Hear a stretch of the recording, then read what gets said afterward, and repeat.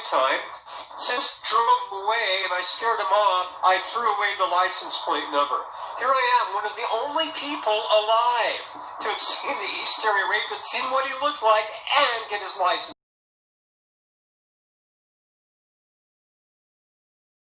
Former Exeter policeman, had a lot of nicknames, monikers in his criminal career, known as the Visalia Ransacker. And I've got to tell you, I really had my doubts. The East Area Rapist, Golden State Killer, was the Visalia Ransacker.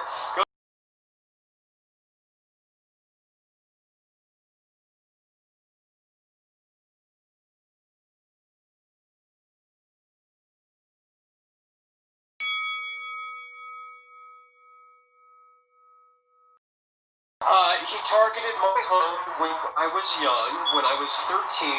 Ironically, we had the book on the Manson homicides in the house at the time. I had screenplays I had written. He went through our stuff. He got photographs of my mom, pulled them out. She was beautiful at that time. We were all beautiful back in the 60s. So the East Area Rapist, Joseph James DeAngelo, is going to wrap it all up where it essentially all began in East Sacramento. I was 16 years old, living with my girlfriend Carol at the time, at the end of a cul-de-sac, and he set our house up for attack. And I think this is somewhat instructive regarding the Delphi case. Had law enforcement revealed more information at the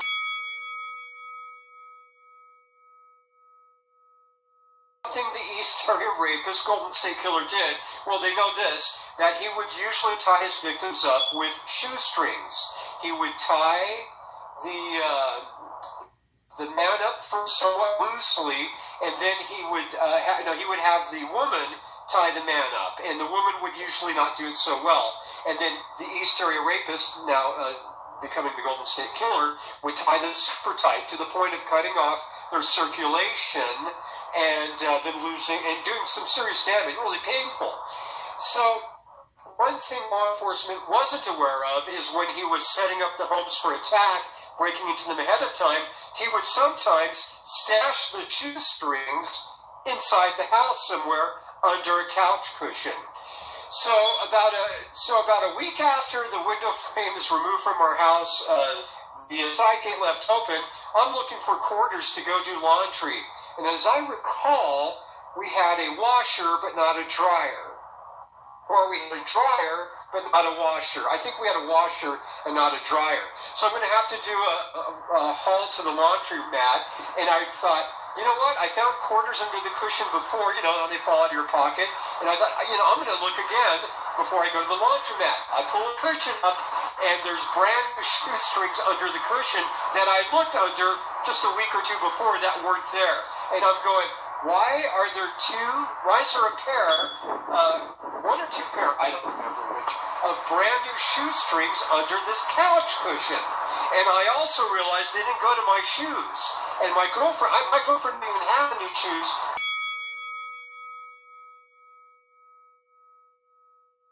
Taxi. And Carol, my girlfriend, and I, and my old buddy, Mark Ambrose, who's probably still out there somewhere in Sacramento, were watching I think it was Taxi, might have been WKRP, and we heard somebody on the roof. And this happened also, I think, to Janelle Cruz.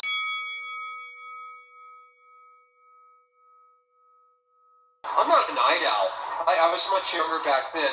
And so we make love. Apparently DeAngelo's in the backyard. Not far. I mean, this is not a big yard. This is, right there. 20 feet away, watches us make love.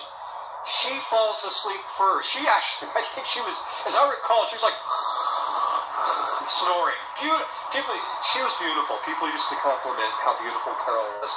Some guy said to me once, "You got a good-looking girlfriend." Hey. You got a good-looking girlfriend.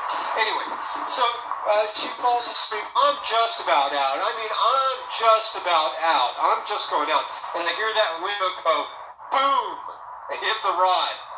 I'm like, oh, shit. I've told this story before. I don't tell it often. If you've watched this channel, I probably have never told it. I'm just telling you now because he's going to plead guilty tomorrow. And I hear the window hit the rod. It's about 1:30. I want to say 1:35. Oh my God, my heart's going ba-boom, boom. So I flip the light. No, I grab the hatchet like this, and I grab the CO2 cartridge BB gun. Well, I've never owned a real gun in my life, by the way, so doing the best I can do here, you know. It's like 16, 17.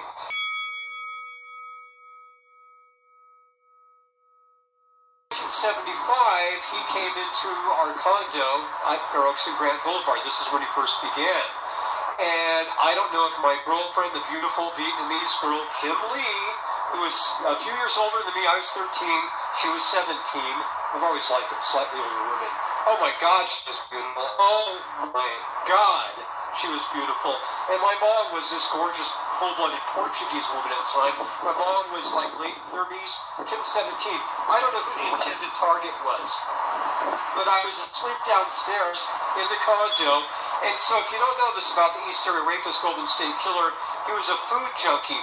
He did so many crazy things. He would spend as much or more time in the kitchen of the homes he broke into as he did in the bedroom raping. I would say he spent more time in the kitchens than he did in the bedrooms. In fact, even in, I think, Janelle Cruz's case, he would make himself a sandwich or get another couple that he killed. He ate their turkey dinner. I don't know if he did it before or after he killed them. He'd sit on the balcony or the porch and drink beer and eat a sandwich. And so in the Carmichael condo we lived in 1975 when I was 13, I fell asleep on the couch downstairs. And it was one weekend Kim did not stay there. And so I uncharacteristically, she would usually sleep on the couch downstairs, come up and fool around with me a bit and go to the couch downstairs. Yeah, my first girlfriend. And, girlfriend, wink, wink. And I fell asleep downstairs. She was not there that weekend. And I fell asleep reading the book Jaws by Peter Benchley. Two other books we had in the house at the time, ironically, were from the Manson killing, that book from the Manson family killings by the prosecutor in the case from that. And we also had Truman Capote's book In Cold Blood. But at the time, Jaws was a hot property, and the book Jaws was much more interesting than the movie because it had a subplot of organized crime and corruption in the town of, what was it, Amity? Was that the town in Jaws? Before the Amityville Horror. This is before the Amityville Horror came out. But I think, anyway, I fell asleep downstairs reading the book, Benchley's book, Jaws. Had the book right next to me. And in the middle of the night, once again, around 1 a.m., I wake up. I'm awakened by this breathing. And if anybody's familiar with the East Area Rapist case, he had this, there's a famous phone call he made to a victim in Stockton after he raped her and terrorized her. He made an obscene phone call to her, and he calls her. She answers the phone and goes, and this is, you can actually find this on YouTube. She goes, hello, hello. Before that happened to her, he did this to me in our house. He called, and he had this very unique heavy breathing thing, shtick, I call it, that he would do, this heavy breathing shtick. And it was like,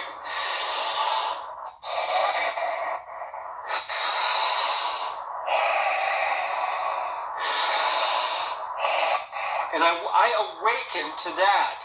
And I'm on the couch in the living room. The kitchen is right there. There's no wall between the living room and kitchen. It's a small condo, but it's upstairs, downstairs. Very small. And the back patio, which is the way he must have came in, he loved to come in through he's famous for coming in through sliding glass doors. So he must have been, I'm looking around going, what the hell? And so he had to be crouching down around the corner, and he's doing this loud enough where to wake me up. And the victim's phone call in Stockton, he does that for about 60, he can do this for prolonged periods of time. And the victim's phone call in Stockton, he starts saying, gonna kill you, gonna kill you. And then he uses obscenities. To me, he just did the breathing, and it's going, so I'm hearing this breathing, and I pop up, like, boink, and I'm looking around going, okay, where's that coming from? And it's like, it's coming from right there. So he was very close. He must have been right by the refrigerator.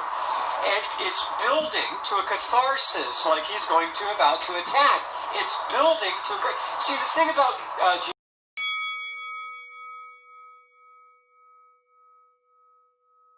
like to watch couples have sex before attacking them.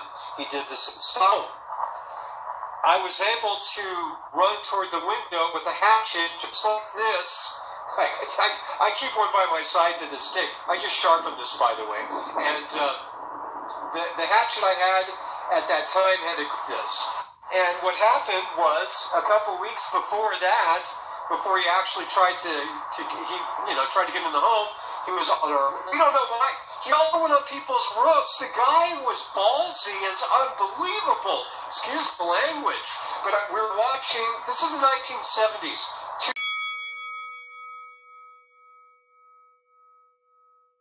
I'll hear it anyway, and I've got the hatchet next to the bed, and I've got the CO2 cartridge BB gun, pellet gun, and I'm a deadly shot with that thing. Like, again, I mean, I hate to admit this, I killed a very large bird and hit it with one shot with a CO2 cartridge BB gun way up the top of the tree, like way far away, hit it in the temple. That's how close I was.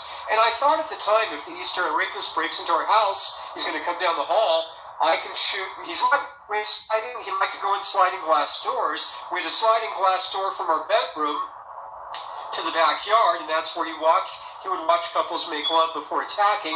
That's where he watched my girlfriend Carol and I make love the night he tried to get in. And and he would wait till you're just drifting off. I know all this now, and I think I know a little more than law enforcement on this, just having experienced it. And then, because you're like wiped out, after you make love, you're totally, you're out. You're totally out. And he would get turned on, and then he would come in. I found his cigarette butts in the backyard where he'd watched us, and he would drink beer once in a while. And I found a cheap, yucky beer can.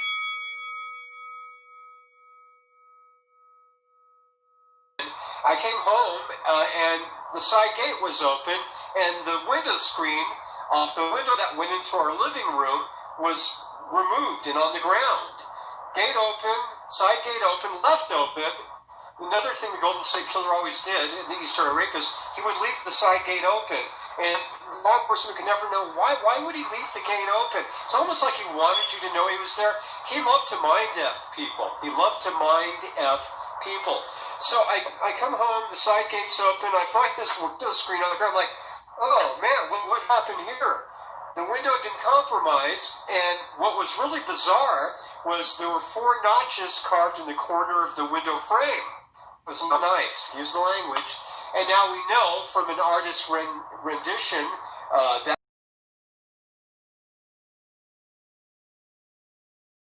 couch cushion. So now I'm like, what is this all about? Okay, now a couple days after that, I'm coming home from KCTC, KHDNR, and there's some guy parked pretty close to our house, facing our house, looks crazy as hell. Well, he looked clean cut. He had brown hair down to about past right to his earlobes, I'd say, longer than mine for sure. He looked about 30-ish, and he's like he didn't look crazy on appearance. He looked like he was lost and fantasizing about something and had kind of a crazy look in his eye, staring at our house. Well, okay, I'm thinking, okay, who's this guy? And then I see him there again. The next, it was DeAngelo. So now I've got shoestrings under the couch cushion, the window compromised, the window removed, notches in the corner, side open, and now we've got a guy watching our house really ballsy right there.